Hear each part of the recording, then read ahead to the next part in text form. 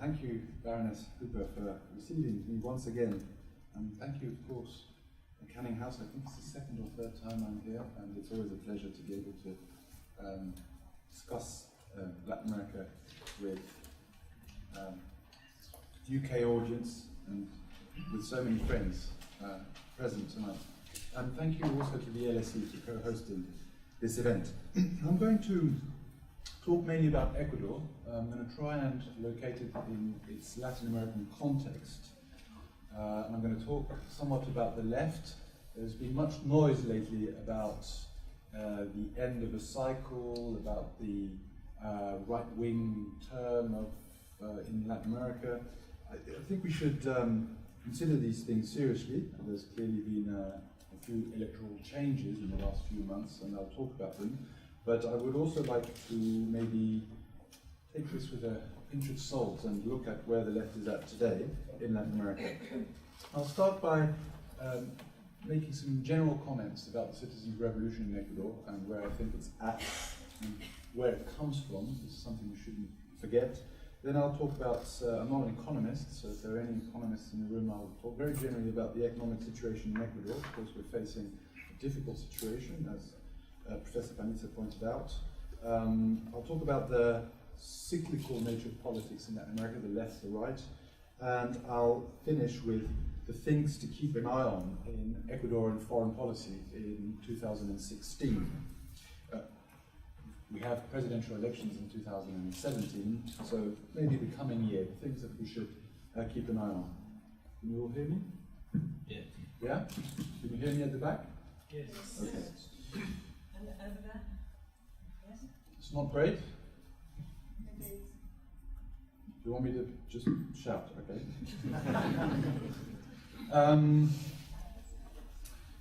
So what is the Ecuadorian citizens' revolution about?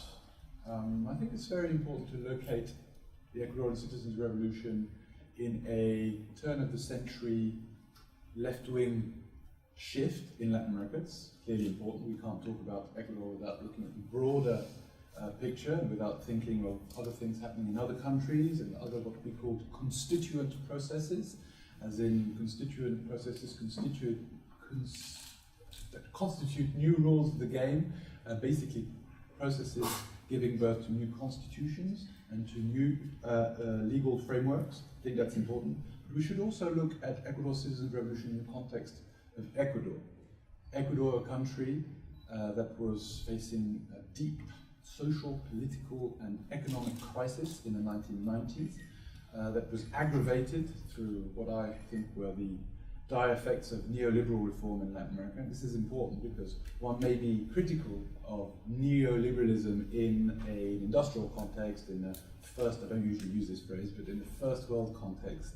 The Americans talk of deregulation. Anglo-Saxons don't always use the word neoliberalism. We do. But that's one thing. And quite another, being critical of neoliberalism in a context of a virtual absence of the state, as in a developing world. These have, when you have a welfare state and you neoliberalize, then we can all be critical. I myself would be critical. But when you have virtually no state, pre-modern institutions, and a historic weakness of the state, and you buy this ideology and decide to reduce an almost inexistent state, or reduce the capacity of an almost inexistent state, then the consequences are grave indeed. And I think the 1990s in Latin America the sharp rise in inequality, deinstitutionalization was a period of,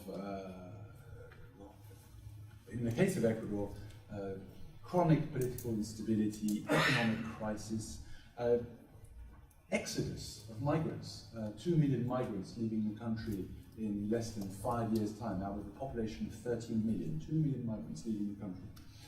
Between 1996 and 2006, which is when President Correa won the election, he was sworn in early 2007, in those 10 years, Ecuador had 7 presidents. And I'm not counting the juntas over a night or the presidents of a few hours. I'm talking 7 presidents that lasted more than a few months in 10 years. We had, now that the word impeachment has become fashionable again in Latin America, we had Some call them coups, some call them uprisings, some call them impeachment. We had 3 of those processes, so basically Congresses toppling governments, one in 1997, one in 2000, and one in 2005. So chronic political instability, a major banking crisis in 1999, with 16 banks going bust, a lot of the bankers running away, mostly to foreign destinations, United States, and the deposits of Ecuadorian account holders being frozen, then being devolved very slowly to them at a completely different dollar rate, which meant that a lot of people lost a lot of money. This itself triggered emigration and a social crisis that was terrible. High rate of suicides. It was the end of the 1990s, early 2000s were really terrible.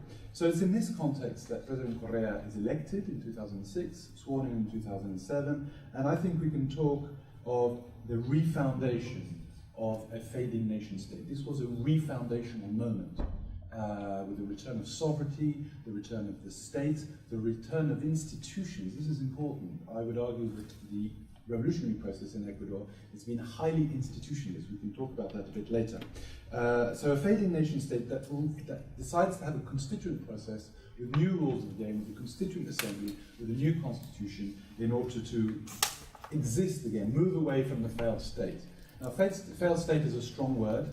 In the UK, it's mostly used in the context of hyper-violence societies, where there's a complete crumbling of the social contract. So I won't mention countries, but a number of countries with civil wars or with really hyper-violent contexts that often come to mind. So refoundation, a new constitution, new rules of the game, new social contract, with a degree of political hegemony of the new party, Alianza País. This is important because it meant that, unlike the previous period, where there was never a majority in Congress and it was all about negotiation between parties that had a maximum of maybe 25% of the seats in parliament, suddenly Alianza País, in the first period, it was just short of majority, but through a few more allied parties, left of the center parties, there was in effect a majority. And then since 2013, Alianza País in Congress has 100 out of the 137 seats in our National Assembly. We call it, it's not a, I will refer henceforth to our Congress as the National Assembly, which is its formal name. So 100 seats out of 137 means there is, as you can imagine, a comfortable majority, and this enables also the executive branch to govern comfortably, which is very atypical for a country like Ecuador. And all sorts of the recuperation of sovereignty, I would say Westphalian sovereignty in the international system, a number of issues, renegotiation of oil contracts, much more sovereign interaction with our neighbors, stopping what in those days was still, fortunately it isn't anymore, Plan Colombia and a kind of Bogota-Washington axis, which was very problematic for us. We were bombed by Colombia in 2008. Fortunately, we've come a long way since, and we're key stakeholders in the peace dialogue taking place in the peace negotiations that are taking place in Colombia, and we have good relations with the administration of President Santos. But it wasn't always like that in the early days. The theory of the regionalization of the Colombian conflict, which was more about drugs than it was about the Colombian origins of the Colombian conflict, was a real problem to us, and there was a sort of crusade to internationalize the Colombian conflict and to include Ecuador in that strategy. So one of the things we did was to close down the Base de Manta, the US military base in Manta, the biggest military base in South America, in 2009.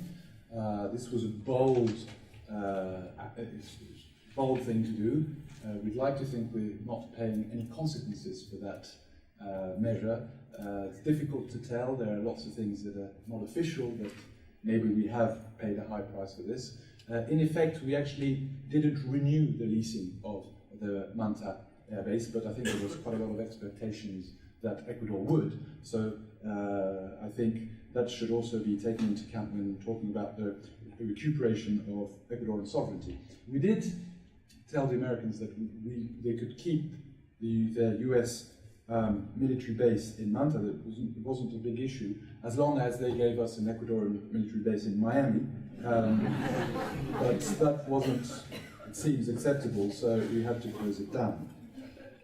Now, I think this refoundation is important to understand something which, from a materialist perspective, and maybe I'm guilty of that, we tend to underestimate, which is the recuperation of self-esteem, of a healthy nationalism. Nationalism is not always a good word in Europe, but in Latin America, making your nation-state project viable. That's important. Optimism, enthusiasm. These things have a much greater impact on development than we sometimes give in academia. I think, by and large, we don't always give enough credit to that. If you study the East Asian processes and the kind of the enthusiasm behind development, I think that's very important. And the figures Francisco was showing us about democracy, a part of that, but all sorts of other things: trust in institutions, perception of corruption, optimism about future prospects for the economy. All these things showed very favorable figures, and I think that's important.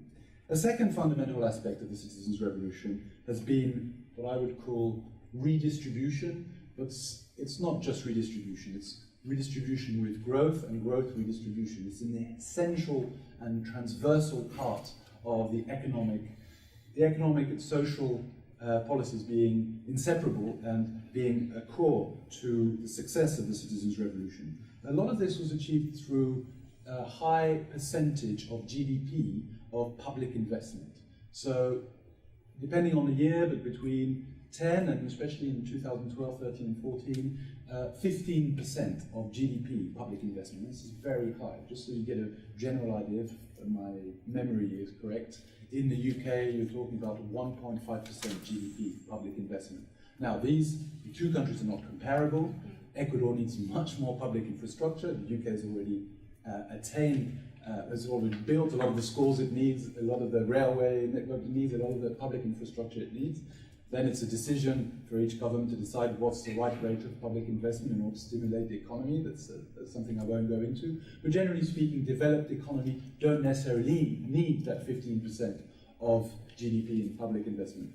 Ecuador did. Now there's a whole debate here amongst economists whether public investment has a detrimental effect on private investment. There's rather a neoliberal orthodox theory that it generates a crowding out phenomenon. So if the state plays too much of a role, then private investment can't get in and can't get involved. We think that what happened in Ecuador is exactly the reverse. It had a crowding in effect, because the kind of public investment we were carrying out in Ecuador was in order to improve systemic competitiveness. So the building of roads, hydroelectric dams to have cheaper and more and cheaper energy, internet connectivity, the kinds of things that then enable private investment to come in and say, okay, the conditions are right here and I will invest. So as a consequence of that high rate of public investment, we had an increase in private investment. It has always been difficult to gauge, but we reckon that private investment probably doubled, still much lower than public investment, maybe reached 6%, but if you add that 15% of public investment plus 6% of private investment, you get to 21. Maybe the East Asian economies were in the 80s and 90s, at the height of public investment, were investing between public and private between 25 and 30. So, it wasn't quite East Asian rates of investment. It was very high, and certainly the highest ever, I would say, in the history of Ecuador. That created growth, roughly 5% until 2014. We're going to talk about what happened in 2015, 2016. Roughly 5% a year, 4.7% average, if I'm not mistaken, from 2007 to 2014, which again, for Ecuador, not only was it a healthy growth rate, sustained, but it was also a yearly. One year we went up to 8% in 2011, but we were never below 2.5. So we had sustained growth, and this has never happened in the history of Ecuador either. You always had a very varying swings between sometimes high growth when you had an oil boom and then complete collapse and then high again because you're reconstructing after the collapse, and those kinds of things. So I think that's very important because also the public investment, as well as generating growth and employment and a healthier economy, it was investment in schools, in hospitals. We built 100 large-scale hospitals in Ecuador. We built close to 100 what we call millennium schools. They're not small schools, they're schools that cater for more than 1,500 pupils, massive schools in the most disenfranchised areas. We also built, we're in the process of building this kind of science and technology complex in the north of the country, Yachai, so with trying to move away from oil, we'll also talk about that. And I think that also had a redistributive effect. Massive drop in poverty. There had been a tendency in the early 2000s, which Professor Panizza has mentioned, but it was made more aggressive since 2007. The drop in poverty was sharper, and let's not forget that as you get closer to, as you get less and less poor people, it becomes more and more difficult to tackle poverty because you're dealing with structural poverty. And in fact, what's very interesting in the case of Ecuador is you had a sharp